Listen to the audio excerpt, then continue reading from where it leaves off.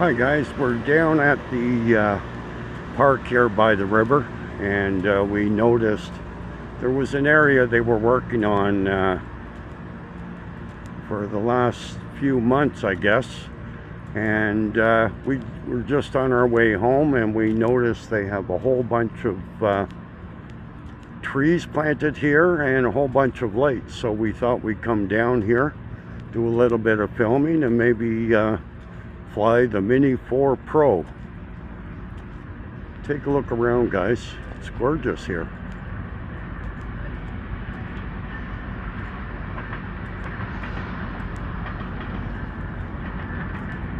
It looks like they're going to be putting in a rink. That's going to be kind of cool down here. Just walk around.